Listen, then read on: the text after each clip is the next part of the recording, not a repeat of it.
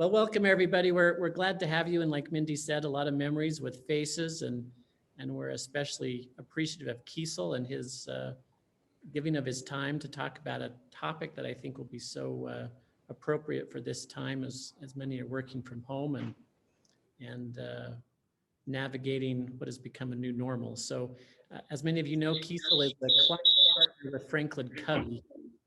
And we're excited for him to share his expertise, because this is what you do every day, right? Kiesel is these types of trainings, and he's giving us a glimpse into what he provides. So we'll turn the time over to you, Steve.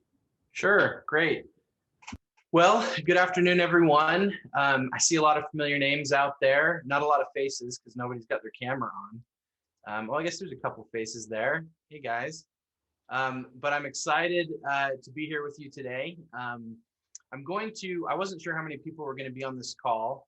I didn't think I was going to be the hottest ticket in town. So I'm going to do a lot of talking, but there will be some time for some questions and some things at the end.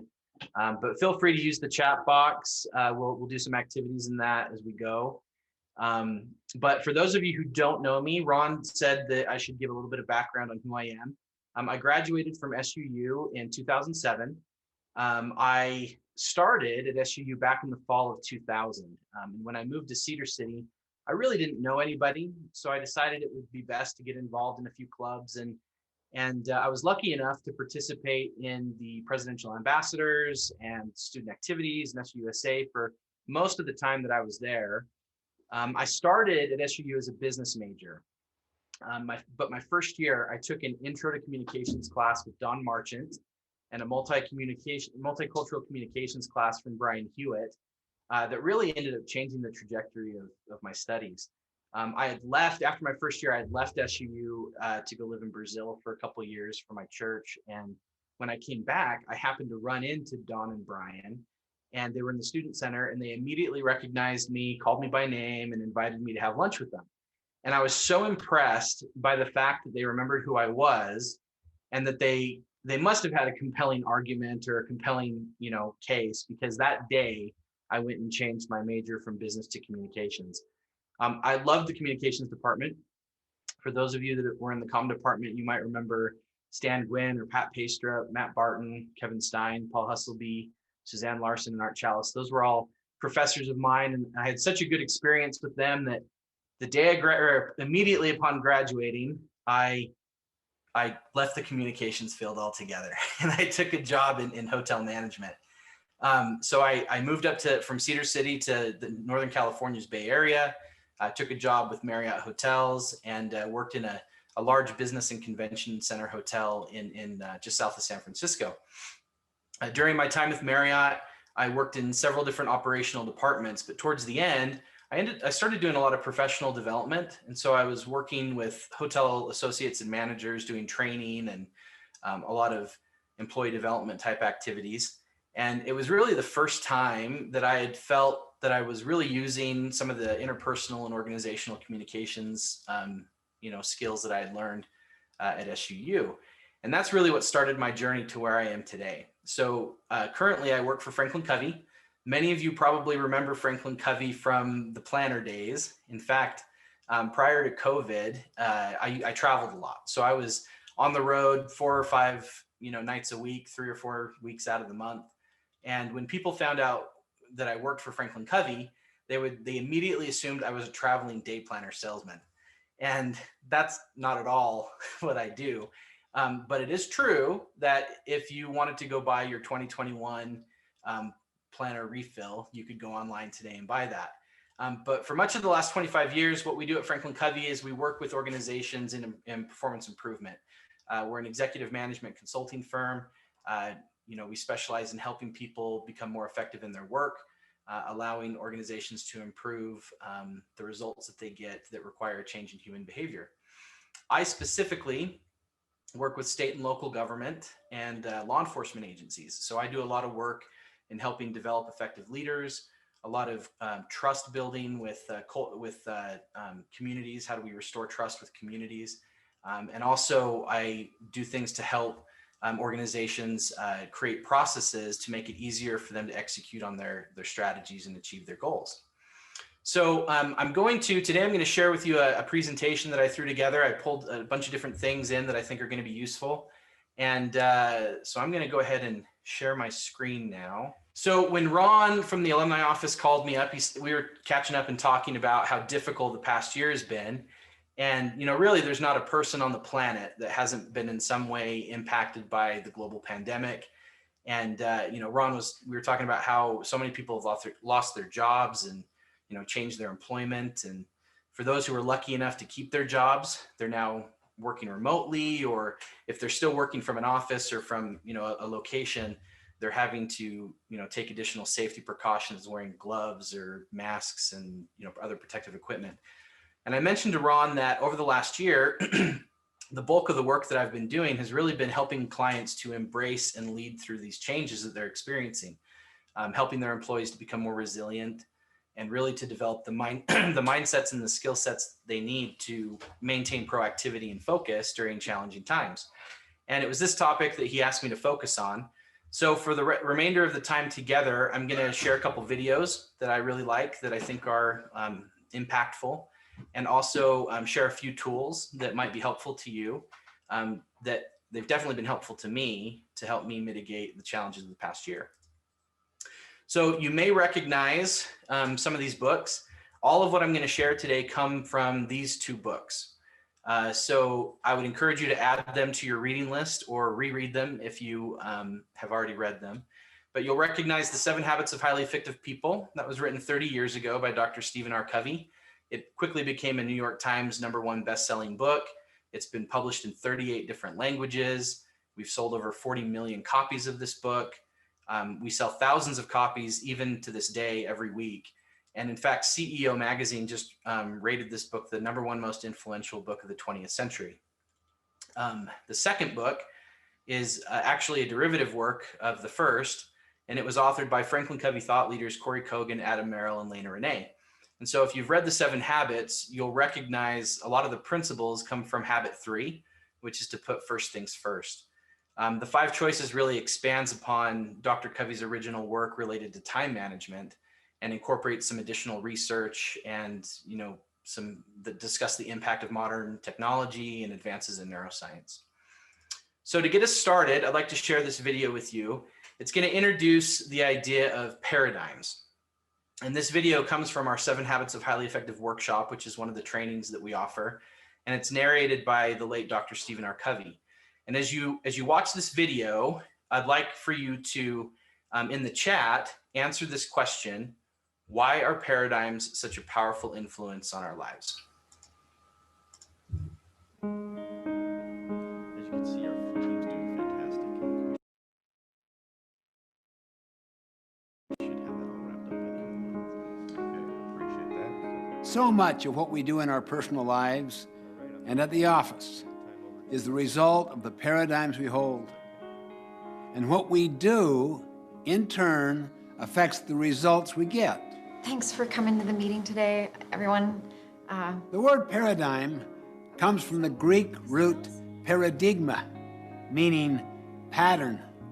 The pattern we expect to see, or the mental image of the way things are.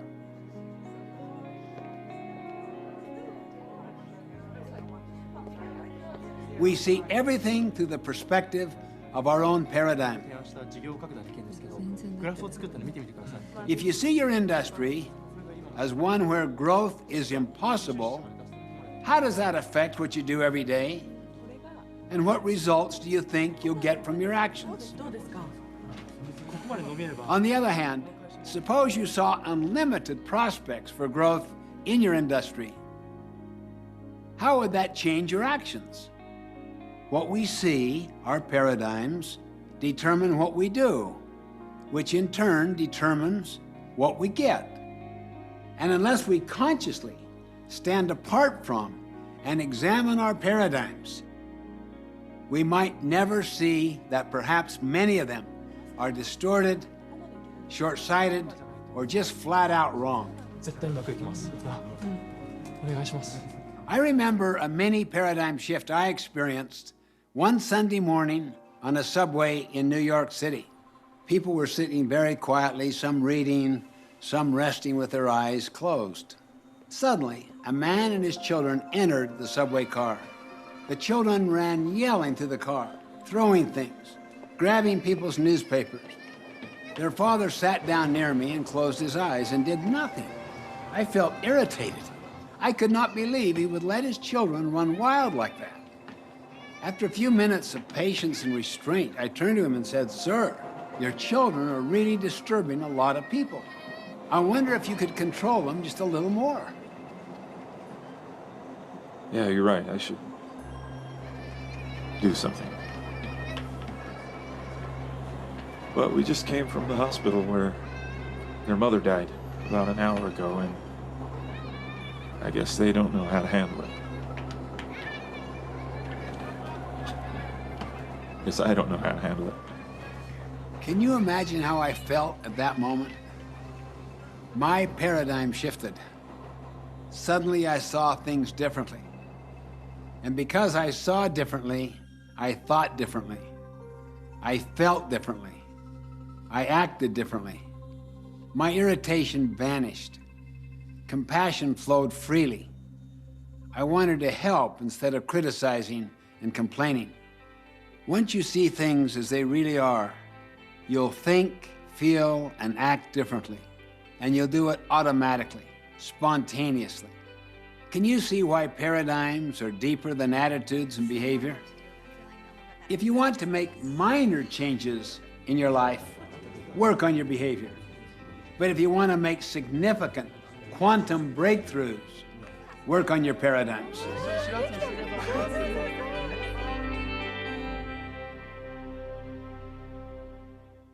So if you haven't already, please in the chat, or if you want to come off mute, why is this idea that paradigms are so, why are paradigms such a powerful influence in our lives? As I have these kinds of conversations with the clients that I work with, a lot of times we talk about how paradigms are the lens that we see, through every minute of every day. Dr. Covey used to say that we think we see the world as it is, but in actuality, we see the world as we are. And I find that to be such a powerful insight. Paradigms or our mindsets really do have a tremendous impact on what we do in each of the roles that we play and the outcomes that we see with those roles.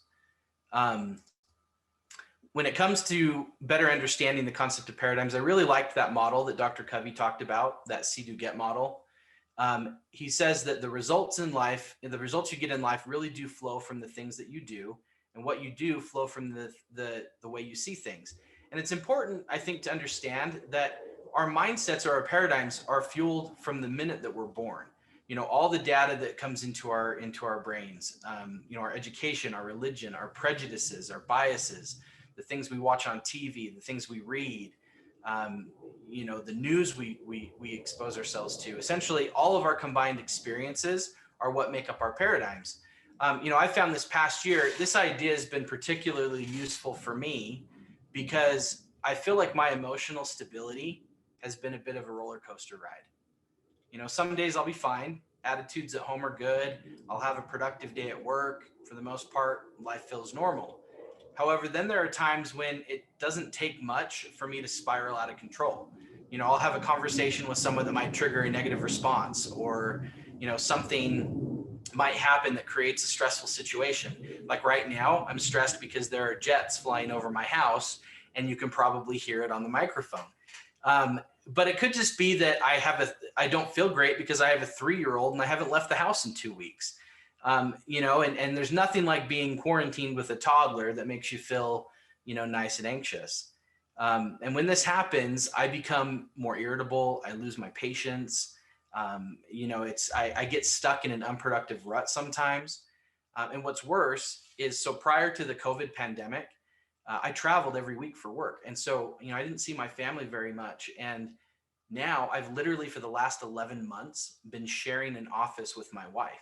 And we've been together more in the last year than we have probably in the first 8 years of our marriage. And so on days when I'm not feeling great, or I'm falling victim to this idea of, of a negative paradigm, I influence her too. I impact her as well. And so, when this happens, I like to walk backwards through this cycle. Think about, okay, how am I feeling? What's causing me? What am I doing that's causing me to feel this way? And then what do I need to do to change that mindset, right? To get that new paradigm. And the idea of changing paradigms is easier said than done.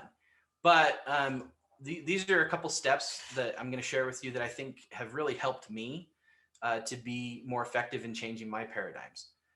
The first one is being open, specifically to change and to differing perspectives or viewpoints. Just acknowledging that there are other ways to do something or to think about something, it really is a huge step in the right direction.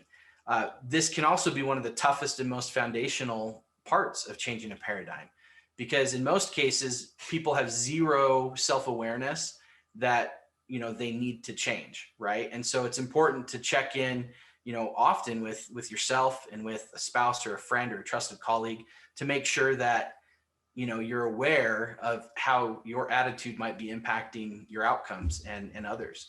A good way to check yourself is to educate yourself. And this is the idea of lifelong learning and continual growth, always being open to being able to force yourself to think differently. I remember back in one of my first years, I can't remember when, and what class it was, but Brian Hewitt did an activity with us. I feel like it was a critical thinking class, but he had us all choose a topic that we were supposed to defend. And once the class had submitted the topic that they were going to defend, he then flipped it on us and said, okay, now you have to create an argument against the topic that you've just chosen to defend. And that was so challenging and super uncomfortable, because it required us to step out of our comfort zone and to really think differently about this topic, right? And create an opposing viewpoint to that topic. And this exercise wasn't necessarily designed to change our opinion. In fact, in some cases, it strengthened your opinion. But what it did is it helped us to find empathy and understanding for those who think or feel differently than other people. I'm going to talk a little bit more about this idea of being proactive in a minute, and also this idea of being able to take awareness and action on things you can control. But I wanted to mention this fifth step, because I think this is just as important. And this fifth step, reward the small victories. If you've been doing something the same way your entire life, it's going to take a lot of effort to change that habit or to change that paradigm. And so when you start to see improvement, celebrate that. So I just wanted to look at this chat here real quick. Some good stuff going on. It looks like we got the chat working. So that's good, because I want to share another video. This video is a little bit longer than the other one, but I think it's a really powerful video that illustrates this idea of being proactive and the concept of carrying your own weather. Proactivity is more than just taking initiative. It's being responsible for and becoming a product of our decisions rather than our conditions. And so when we're being proactive, we're metaphorically carrying our own weather. And so during this video, I'd like you to, maybe in the comments, post something that stands out to you or an insight that comes to you about this idea of carrying your own weather. Monday morning, and it's raining. A gray, melancholy day. On a day like this, maybe we can be excused for feeling gray and melancholy ourselves. We get into a mood, and the whole day seems to go badly. Don't you feel better when the weather outside is great? But what if you could carry your own weather within you? What about the social world we live in? Don't you feel better when you're treated better?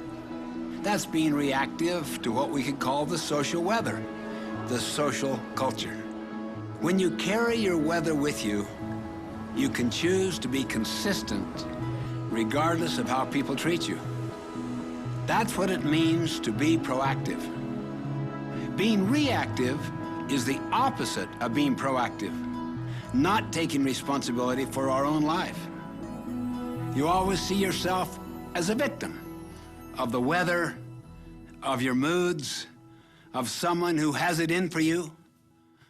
Habit one is based on the principle that your life is the result of your own decisions, not your conditions, not what's happening around you. That's why habit 1 is so foundational, so basic. Unless you practice habit 1, you can never practice the other habits of highly effective people. Years ago, I was doing research in a library in Hawaii. While thumbing through a book, I came across an idea that changed my whole outlook. The author said something like this: between what happens to us, that is the stimulus, and our response is a space. In that space lies our power and our freedom to choose our response. And in those choices lie our growth and our happiness. This insight sunk deep into my heart. Even in the midst of challenging circumstances, we have this exhilarating power to choose how we will respond. For instance, the great Viktor Frankl, the Jewish Austrian psychiatrist imprisoned in the death camps of Nazi Germany during World War II, experienced unbelievable indignities and tortures. He was raised to believe that you are basically a product of your childhood. But while he was in the death camp, he began to observe some very interesting things. Different people reacted differently to the same circumstances. He himself experienced terrible things. Some of his own loved ones were killed. One day they stripped him, put him under lights, and performed experiments upon his body. At that lowest possible point, he discovered what he called the last human freedom, the power to choose your own response to any condition, to anything that happens to you. During his darkest moments, Frankl would visualize himself lecturing to his students in Austria following his release. He pictured himself teaching them about the very experiences he was having then.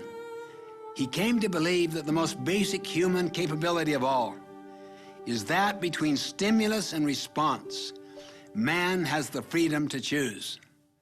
Frankl later determined the thing that enabled survival in the death camps was not necessarily intelligence or survival skills, but a sense of purpose, a contribution yet to be made.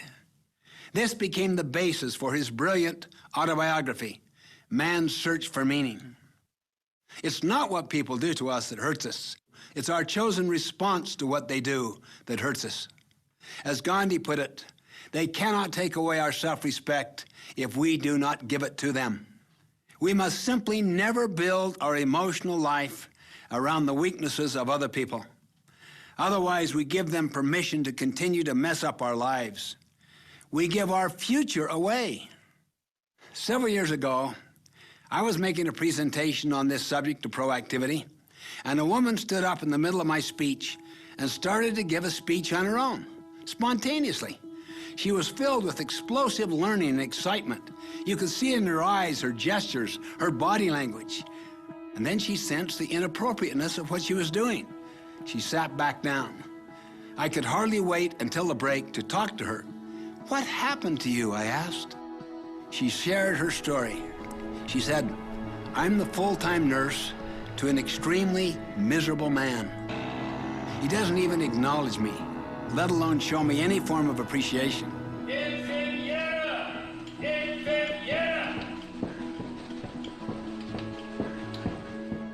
She went on to explain that this elderly man, entrusted to her care, was absolutely miserable and took his misery out on her.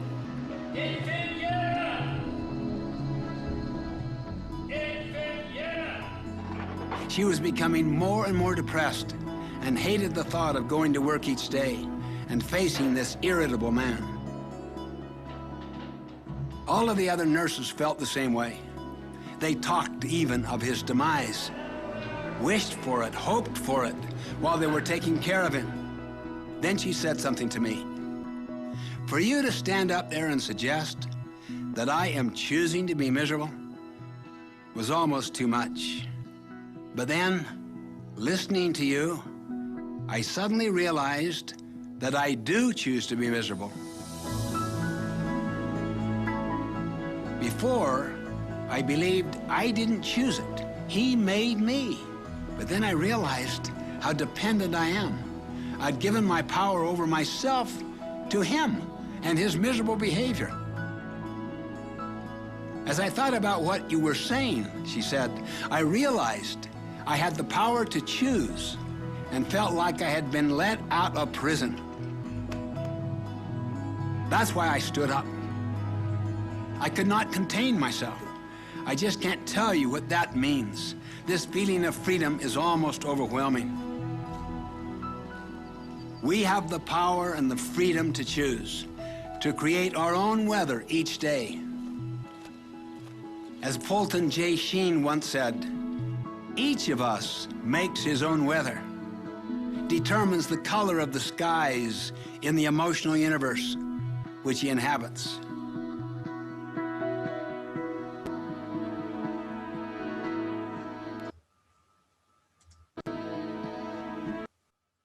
So if you haven't already, feel free to in the chat, what are some things that maybe stood out to you from this video? Looks like Eric, Eric, you're absolutely right. There's some people that it's crazy how despite what's going on at work, they always have a great outlook. They really have started mastering this habit.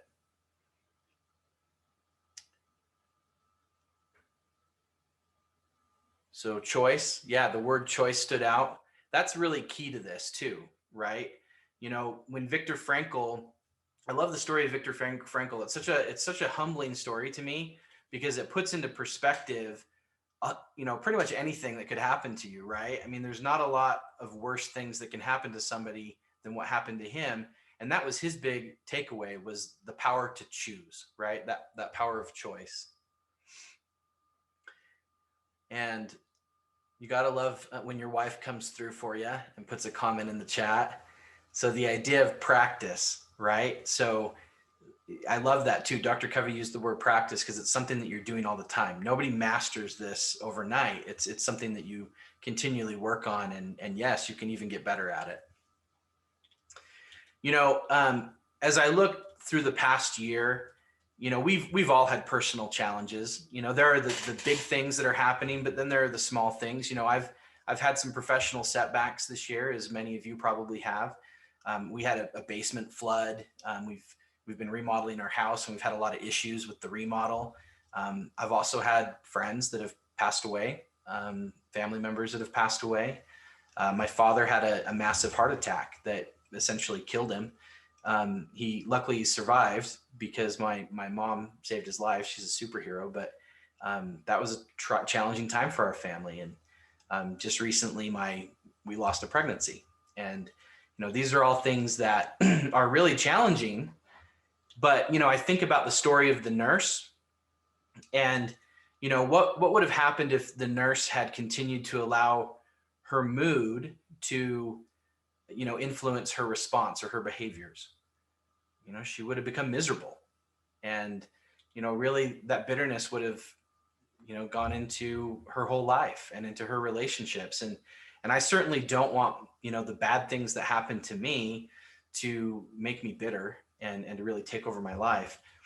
And it's important to think, or it's important to remember that just having a positive attitude doesn't prevent life's hardships, and it doesn't mean that everything's going to work out, but it suggests that because we chose our response and we were able to find meaning and purpose in life's challenges, that we're able to have a happier and more fulfilling life. The idea that while you may not be able to choose your circumstances, you can choose how you respond is the essence of the idea of carrying your own weather. We can choose to be reactive to the stimulus, or we can choose to be proactive to the stimulus. And when we're reactive to the stimulus, we're allowing the outside influences to really be, affect us. It's kind of like this model here, where we're crashing into it, right? And there are many aspects of my life where I still very much struggle with this. I could think about, and as I'm sure many of you probably could, I could think about a half a dozen text messages or social media posts that over the last couple months that maybe I let my emotions get the best of me. especially, if it was a political post, I probably said things that I probably shouldn't have with some people. Or maybe it was an email, that you sent to a coworker, or worse, to maybe your boss, because of something you didn't agree with, or something that, an email that you read. And these reactive responses are not what are going to get us to the results that we want. Proactive behavior is what Viktor Frankl was talking about when he talks about that space between stimulus and response. Giving yourself the freedom and the time to choose your response, or maybe even in some cases, not to respond at all. I really like this diagram here. After graduating SUU, I look back, and probably all of the professional and even personal mistakes that I've made at work or in my relationships have been because of this, right? I think about the first few management roles that I had. I think about, conversations I've had with maybe a boss, and it's always when I neglected to pause and I just reacted to the response immediately, that the things didn't turn out well. In fact, I've gone as far as to print out this little graph here, and I've stuck it on my computer screen so that I remember to pause before I write a scathing email to somebody. And the next idea that I want to talk about here real quick is this idea of being aware and taking action on the things you can control. So this model is what we call the circle of influence, circle of concern. And it really represents all the things that you worry about, that you think about, that you talk about, things that are important to you, but most often we don't have control over. And then the circle of influence are all those same things that we do have control over.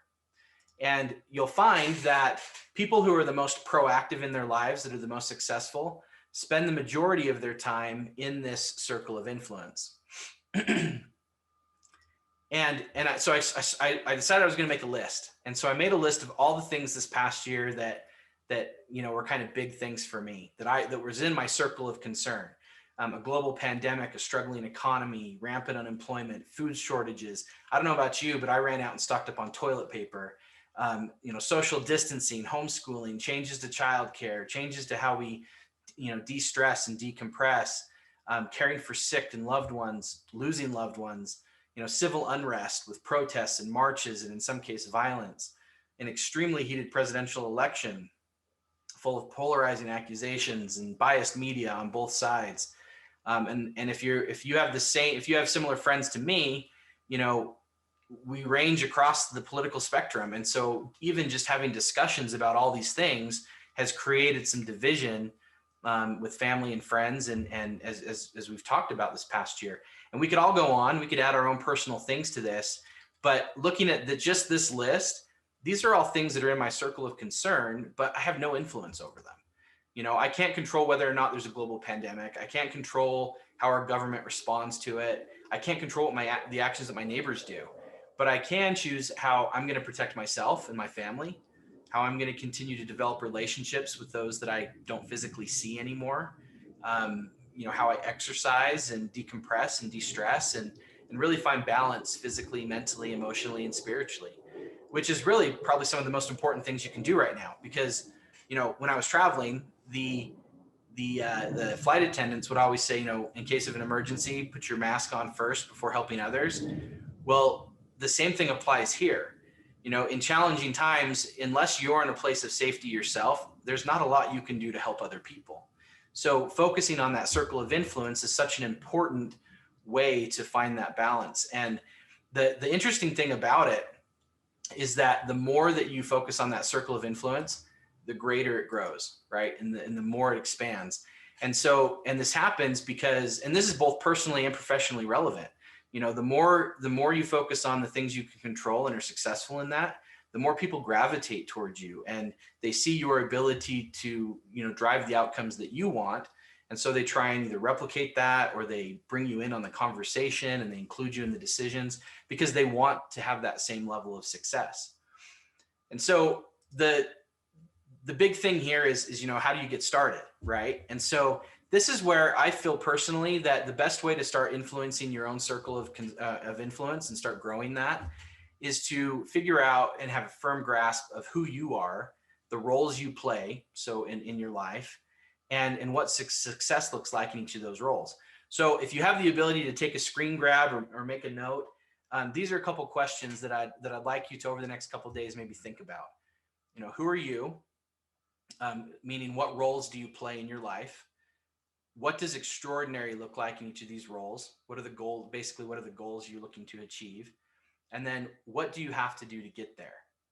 And so I'm going to share, one last video here, and we're going to talk a little bit on the backside of it about, this idea of roles and goals.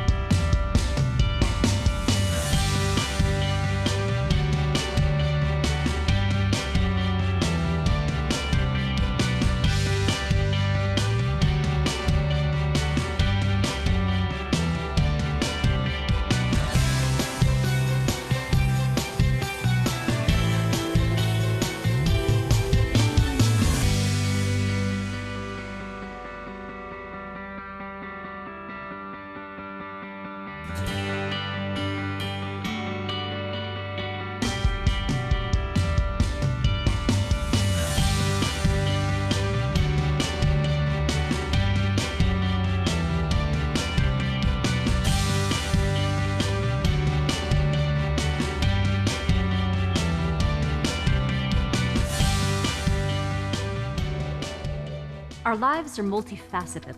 For example, you're not just a professional, or just a musician, or just a spouse. The fact is we have many roles. One person might be a sister, a writer, and a friend. Another might be an engineer, who's also a marathon runner. Roles are so fundamental to human identity that when we ask people to tell us the answer to the question, who are you? They always answer in terms of roles.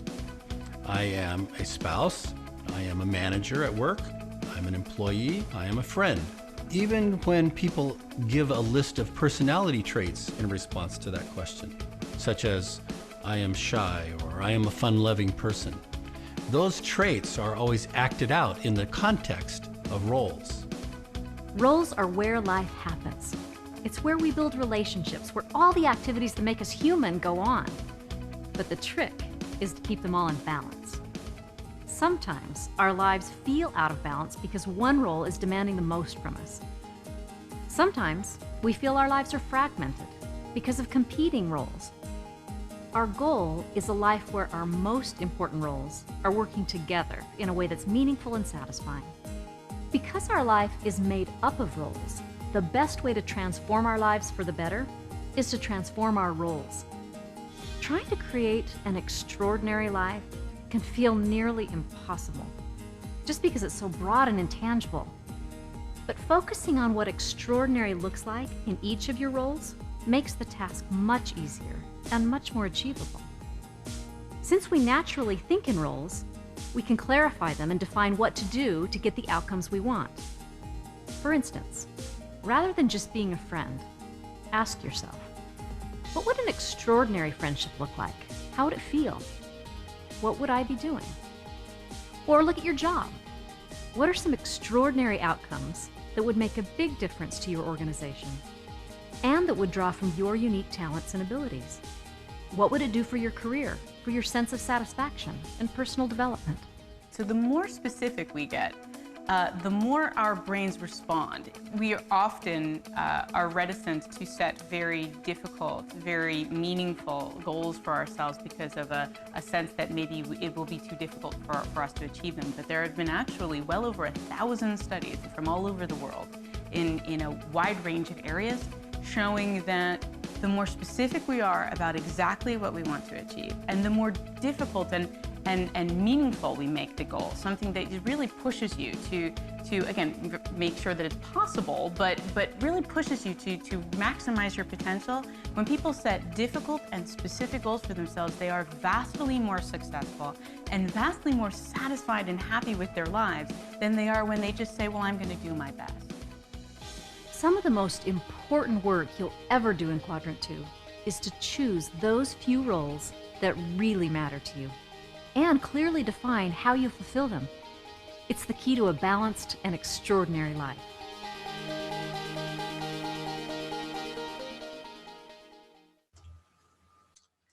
So towards the end of that video, she mentioned the idea of Quadrant 2, and we're not going to get into a time management discussion today, other than to just explain that everything you do in your life, all the tasks you do really fall into one of 4 areas. And we call them the quadrants. And the first quadrant is really necessary activities, urgent activities. Then there's productive activities in Q2, which is what we'll talk about here in a minute, distractions and wasted time. And this Q2 zone that she was referring to is really where we're the most productive, right? This is where we define this as activities that are important, but they're not overly urgent. And so we run the risk of more urgent things taking over that time, right? And so sometimes we neglect those activities because we get caught up into the whirlwind of the more urgent activities. And so as we look at each of the roles that we have in our lives, we want to dedicate some of this, what we would call Q2 time, into focusing on those roles. So this is another tool that I use with people. Feel free to take a screen grab if you'd like, or write down these steps here. But we call this the Q2 role and goal worksheet. And the way this works is that once you've made a list of all the roles in your life, you fill out one of these worksheets for each of those roles, right? Identifying what the role is, what the outcomes are that you're looking to achieve, what activities you need to do to achieve those outcomes, and then maybe even set a deadline to it, right? So at what point do you want to get there? So for me, I might fill out a worksheet for, my role as a husband, a father, a friend, a brother, an employee, or a consultant. And then I may even fill out one for things like I'm an outdoorsman, or I'm an amateur chef, or I'm a home improvement do-it-yourselfer. And so I might, with each of those roles, fill out, okay, what does the extraordinary outcome look like? So for example, if I use the example of the home improvement do-it-yourselfer, 2 years ago, my wife and I purchased a 40-year-old home, and it was in need of quite a few improvements. And so, we set a goal that by 2025, we wanted to have a top to bottom renovation. So everything pretty much new. New windows, new interior paint, new baseboards and trim, a kitchen remodel, updated flooring, everything. And so we set goals and we've put together projects that we want to focus on each year, each month, and even weekly to keep us on track, and within our budget, right? And so we've kind of set this up. Well, because of COVID, going back to circle of influence, right? I'm not traveling as much. So we were able to advance some of those goals. So we finished our kitchen remodel last year in December, and have been able to, stay focused on these projects, even though there's so many challenging things going on around us.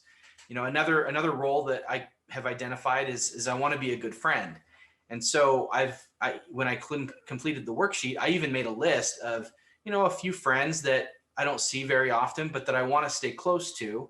And I've, put some goals to that. What are the activities that I need to do in order to, be a better friend for those people? And it's more challenging now because of COVID. I used to try and do a weekly lunch, or, have their family over for a barbecue, or, a play date or whatever.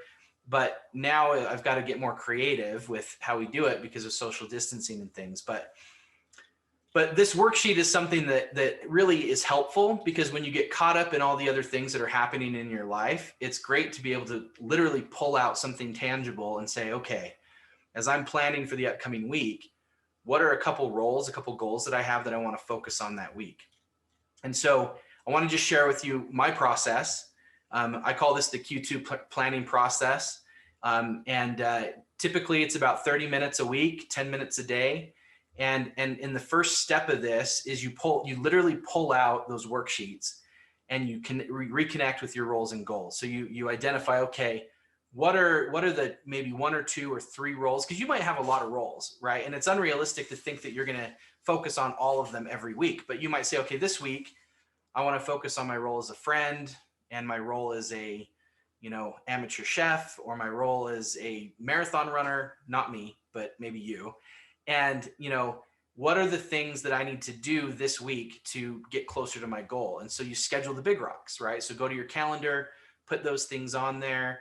For me, usually 2 of the big rocks I usually try and do 2 or 3 big rocks per week, 2 of them being professional usually, and 1 of them being something personal. And then I organize the rest. So I look at the rest of the tasks and the emails and the meetings and the calls and the things that I need to do, and I sort of prioritize them in a list. And then at the end of each day, I close out the day. So I go back through and I look at, all of the notes from my day and the calls and the tasks that were added. And, I organize the activity into a few must-dos, and I schedule those for the next day, and then I organize the rest again. And while I'm doing this, I'm reconnecting to those roles to make sure that I'm staying focused, because it can be really easy when you've got a riot happening at the Capitol to, completely forget about some of the things that you're wanting to focus on and get sucked into, some of the other auxiliary things that are happening in the world. So there's always going to be those interruptions. There's always going to be those emergencies.